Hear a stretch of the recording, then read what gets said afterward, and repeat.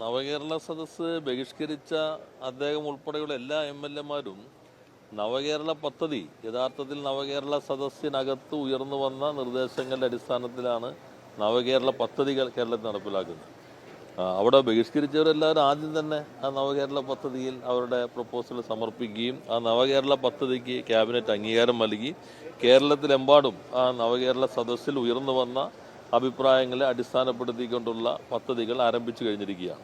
യഥാർത്ഥത്തിൽ വികസനത്തെക്കുറിച്ച് ചർച്ച ചെയ്യുന്നത് അവരെ ഭയപ്പെടുത്തുന്നുണ്ട്. കേരളത്തിൽ വരുന്ന വലിയ മാറ്റം കേരളീയത്തിൻ്റെ എല്ലാ മേഖലയ്ക്കകത്തും, ഒരു വകുപ്പിനകത്ത് മാത്രമല്ല എല്ലാ വകുപ്പിലും വരുന്ന മാറ്റങ്ങൾ, ആ മാറ്റം എങ്ങനെ നമ്മുടെ നാടിനെ മുന്നോട്ട് കൊണ്ടുപോകുന്നു, ഇത് ചർച്ച ചെയ്യപ്പെടരുത് എന്നൊരു ആഗ്രഹം സ്വാഭാവികമായിട്ടും അവർക്കുണ്ടായിരിക്കും.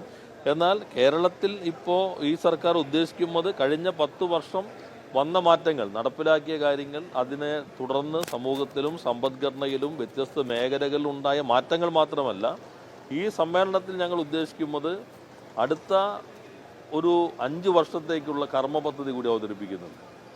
ഇപ്പോൾ നെക്സ്റ്റ് 5 years എങ്ങനെയായിരിക്കണം, 10 വർഷത്തെ അനുഭവങ്ങളുടെ സ്വാംശീകരണവും അടുത്ത 5 വർഷത്തിൻ്റെ ഒരു നയപരിപാടിയും ഇതിനകത്ത് ചർച്ച ചെയ്യപ്പെടുന്നുണ്ട്.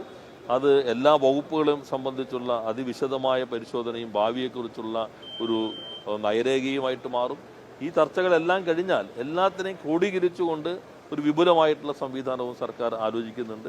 അതിൽ അടുത്ത 5 വർഷം എങ്ങനെ കേരളം ഈ അടിത്തറയിൽ നിന്ന് മുന്നോട്ട് പോകും, ഇതിനെക്കുറിച്ചും നന്നായി ചർച്ച ചെയ്യും. അത് കേരളത്തെ സ്നേഹിക്കുന്ന മുഴുവൻ ആളുകൾക്കും ഏറെ സന്തോഷകരമായിരിക്കും. നമ്മുടെ നാടിൻ്റെ ഭാവിയിൽ രൂപപ്പെടുന്ന പ്രക്രിയയിൽ ഈ അനുഭവത്തെ മനസ്സിലാക്കുന്നതിലും ആ മുന്നോട്ടുള്ള കാര്യത്തിൽ അവരവരുടെ അഭിപ്രായങ്ങൾ രേഖപ്പെടുത്തുന്നതിനുള്ള ഒരു സന്ദർഭമായിട്ട് മാറും.